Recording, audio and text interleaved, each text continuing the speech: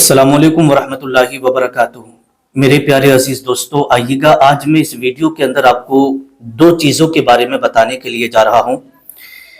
अगर आपके रिस्क में तंगी आ रही है, अगर आप गरीबी को लेकर के बहुत ज़्यादा परेशान हैं और खर्चे वगैरह के लिए आपके पास पैसों की कमी आ रही है और आप मुसीबतों में और परेशानियों में फंसते चले जा रहे हैं, तंगदस्ती आपके घर में आती चली जा रही है, बीमारियां आपके घरों से जाने का नाम नहीं ले रही हैं, तो फिर ये वीडियो आपके लिए बहुत ही ज़्यादा ज़रूरी है। इसके अंदर मैं आपको एक कुरानी अमल बताऊंगा। अगर आपने उस पर अमल कर लिया तो इंशाअल्लाह तबारक व तआला आपकी ये परेशानी, आपकी ये तंगदस्ती, आपके कारोबार ना चलना और आपके घर में परेशानियों का आना, तंगदस्ती का आना, ये बिल्कुल ख़त्म हो जाएगा और फिर आपके घर में खुशहाली आ जाएगी।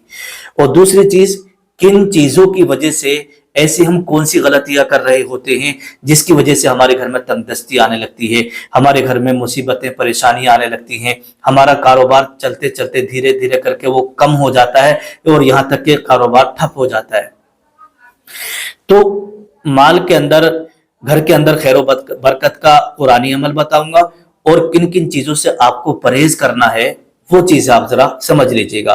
पहले आप ये समझ लें कि आपसे अगर इनमें से कोई गुनाह हो रहा है तो उससे आप तौबा कर लें और इन चीज़ों को आप बिल्कुल छोड़ दें, ठीक है। उसके बाद फिर आपको मैं कुरानी अमल बताऊंगा। देखिएगा, पांच से छह ऐसे गुनाह जो रिस्क को धीरे धीरे करके कम करते रहते हैं। 6 ऐसे गुनाह जो रिस्क को धीरे धीरे करके कम कर देते हैं और इंसान तंगदस्ती का शिकार हो जाता है। एक शख्स हजरत अली कर्रमल्लाहु वजहुल करीम की बारगाह में हाजिर हुआ और अर्ज करने लगा, ए मौलाए कायनात, ऐसे कौन से गुनाह हैं जिनसे रिस्क धीरे धीरे करके खत्म होने लगता है। तो हजरत अली कर्रमल्लाहु वजहुल करीम ने इरशाद फरमाया कि नंबर 1, अगर कोई शख्स सूद खाने लगे, क्या करने लगे, सूद खाने लगे, तो अल्लाह तबारक व तआला उसके रिस्क से बरकतें उठा लेता है, उसके रिस्क से बरकतें उठा लेता है और फिर उसके घर में तंगदस्तियां और गरीबी और मुफलिसी आने लगती है। नंबर 2, दूसरे नंबर पर बताया, अगर कोई नेक औरत है और किसी शख्स ने उस नेक औरत पर तोहमत लगाई कि भाई इसने जिना किया है, इसने फला शख्स के साथ ऐसा किया है, इसने मुंह काला किया है, तो अगर किसी नेक औरत पर किसी ने तोहमत लगा दी तो ये तोहमत लगाना भी बहुत बड़ा गुनाह है। तोहमत लगाना भी ये बहुत बड़ा गुनाह है और इससे भी इंसान का रिस्क धीरे धीरे करके कम होने लगता है। तो इसलिए कभी भी किसी औरत पर या किसी भी शख्स पर आपको तोहमत नहीं लगाना है। नंबर 3, तीसरे नंबर पर आता है किसी का माल हड़पना। माल हड़पने का मतलब होता है कि भाई माल है कि ये तो मेरा है, जबरदस्ती अपने ताकत के बलबूते पर, अपनी हिम्मत के बलबूते पर और अपने पावर के बलबूते पर आपने किसी के माल को जो है जबरदस्ती कब्जा कर लिया और उस माल को आपने हड़प लिया। तो इस तरीके से अगर कोई शख्स करता है तो उसके रिस्क में भी तंगी आने लगती है और धीरे धीरे करके उसका रिस्क भी खत्म होने लगता है। नंबर 4, चौथे नंबर पर आता है अल्लाह के साथ किसी को शरीक करना।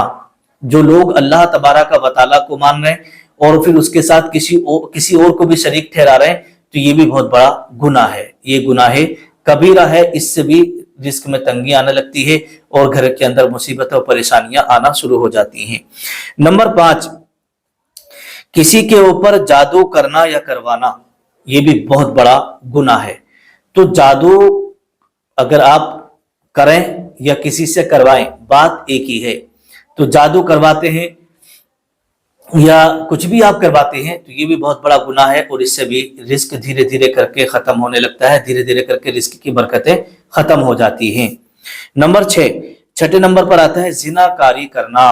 क्या करना? जिनाकारी करना। बहुत सारे लोग वो होते हैं कि जो जिनाकारी करते रहते हैं और उन्हें ये भी एहसास नहीं होता है कि ये जिना कितना बड़ा गुनाह है, लेकिन वो करते रहते हैं और तौबा भी नहीं करते। अगर कोई शख्स जिना कर ले फिर तौबा करे, फिर जिना कर ले फिर तौबा करे, तो फिर ये ऐसी तौबा भी कबूल नहीं होती। हाँ, अगर आपसे ये गुनाह हो रहे हैं, इनमें से कोई सा गुनाह आपसे हुआ है, तो प्लीज आप आज ही तौबा कर लें, आज ही तौबा कर लें اور یہ نیت کر کے یہ ارادہ کر کے توبہ کریں اللہ آج کے بعد کبھی زندگی میں یہ گناہ نہیں کروں گا, میں اس گناہ سے معافی چاہتا ہوں, مجھے معاف کر دے. تو اللہ کے رسول صلی اللہ تعالیٰ علیہ وسلم نے ارشاد فرمایا التائب من الذنب کمن لا ذنب لہ, کہ جب کوئی شخص اپنے گناہوں سے توبہ کر لیتا ہے تو وہ ایسے پاک ہو جاتا ہے جیسے اس نے کوئی گناہ کیا ہی نہیں ہے, جیسے اس نے کوئی گناہ کیا ہی نہیں ہے. تو میرے پیارے اسلامی بھائیوں, اسلامی بہنوں, تو سب سے پہلی بات ہمیں اس پر عمل کرنا ہے. یہ 6 چیزیں جو میں نے آپ کو بتائی ہیں, اگر ان میں سے کوئی گناہ آپ سے ہو رہا ہے تو اسے آپ چھوڑ دیں, ٹھیک, چھوڑ دیجیے گا, توبہ کر لیجیے گا. اس کے بعد پھر آپ یہ عمل کریے گا. کون سا عمل؟ گھر میں خیر و برکت کا. اگر گھر کے اندر مفلسی ہے, تنگ دستی ہے, غریبی ہے, لاچاری ہے, کاروبار نہیں چل رہا ہے, اور جو کاروبار چل رہا تھا وہ ٹھپ ہو گیا ہے, تو پھر آپ یہ قرآنی عمل کریں. حضرت انس رضی اللہ تعالیٰ عنہ سے مروی ہے کہ رسول اللہ صلی اللہ تعالیٰ علیہ وسلم نے ارشاد فرمایا کہ جو شخص سورہ واقعہ کی مغرب یا عشاء کی نماز کے بعد تلاوت کرے گا تو اس کے گھر میں کبھی فاقہ نہیں ہوگا, اس کے گھر میں کبھی تنگ دستی نہیں رہے گی, اس کے گھر کے اندر کبھی فاقہ نہیں آئے گا. تو حضرت انس رضی اللہ تعالیٰ عنہ فرماتے ہیں کہ آقا دو عالم صلی اللہ تعالیٰ علیہ وسلم نے ارشاد فرمایا کہ یہ جو سورہ واقعہ ہے یہ سورہ غنا ہے. کیا ہے؟ سورہ غنا. سورہ غنا کا مطلب ہوتا ہے مالدار بنا دینے والی سورت. اگر آپ چاہتے ہیں کہ آپ مالدار ہو جائیں, اگر آپ چاہتے ہیں کہ آپ کے گھر کے اندر سے غریبی چلی جائے, اگر آپ چاہتے ہیں کہ ہمارے رزق میں خوب برکت ہو, ہمارے مال میں خوب خیر و برکت ہو, ہمارا کاروبار اچھا چلے, ہماری اولاد بڑھیا رہے اور ہمارے گھر میں خوب برکتیں نازل ہوں, تو پھر آپ یہ قرآن مقدس کی 27ویں پارے میں سورہ رحمان کے بعد میں سورہ واقعہ ہے, اسے روزانہ مغرب کی نماز کے بعد یا عشاء کی نماز کے بعد ایک بار ضرور پڑھ لیا کریں. صرف ایک بار پڑھنا ہوتا ہے.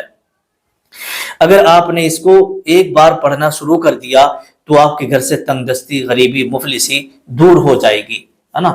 تو بہت سارے لوگ ایسے ہیں جو بیچارے کمنٹ کرتے ہیں کہ حضرت ہمارا کاروبار نہیں چل رہا, آپ دعا کر دیجیے گا, یا کوئی وظیفہ بتا دیجیے گا, کوئی عمل بتا دیجیے گا.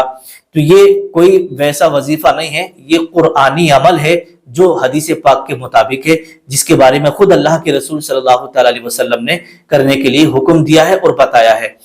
پھر بھی اگر آپ قرضے میں ہیں, بہت سارے لوگ بیچارے ایسے بھی ہوتے ہیں کہ ان کے اوپر ہزاروں کا اور لاکھوں روپے کا قرضہ ہو جاتا ہے, ٹھیک ہے, اور ادھر کاروبار بھی نہیں چل رہا ہوتا ہے. وہ سوچتے ہیں کہ بھئی ہم یہ قرضہ کیسے ادا کریں, کاروبار بھی نہیں چل رہا, کوئی آمدنی کا کوئی ذریعہ دکھائی بھی نہیں دے رہا, جو ہاتھ میں پیسہ آئے تو ہم قرضہ ادا کر دیں. اگر آپ کی یہ کنڈیشن ہے اور آپ کے گھر میں آپ کی بیٹیاں ہیں, اگر وہ قرآن شریف پڑھی ہوئی ہیں, یا آپ کی بیوی قرآن شریف پڑھی ہوئی ہے, یا آپ خود قرآن شریف پڑھے ہوئے ہیں, تو پلیز آج سے ہی آپ اس عمل کو کرنا شروع کر دیں, اس عمل کو کرنا شروع کر دیں. اور بہت سارے گھروں کے اندر ایسا بھی ہے کہ بیٹیاں جو ہیں جوان ہو گئی ہیں اور گھر میں پیسہ نہیں ہے ان کی شادی کرنے کے لیے.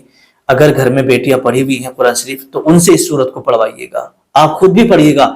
انشاءاللہ تبارک و تعالی غیب سے ایسا انتظام ہوگا نا بچوں کے شادی کے لیے, گھر میں ایسی برکتیں نازل ہوں گی کہ آپ سوچ بھی نہیں پائیں گے. اللہ پاک ایسی جگہ سے آپ کو رزق دے گا کہ آپ کبھی سوچ بھی نہیں سکتے ہیں.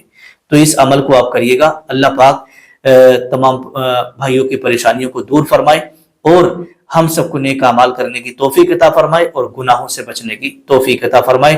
اب اگر کوئی پریشان حال ہے, کسی کے اوپر قرضہ ہے, کوئی بھی چیز ہے, تو نیچے کمنٹ میں اپنا نام لکھیے گا اور پھر اس کے بعد بتائیے گا کہ میرے اوپر قرضہ ہے, میں پریشانی میں ہوں. انشاءاللہ تبارک و تعالی نماز پڑھنے کے بعد ان کے لیے دعا کی جائے گی. السلام علیکم ورحمۃ اللہ.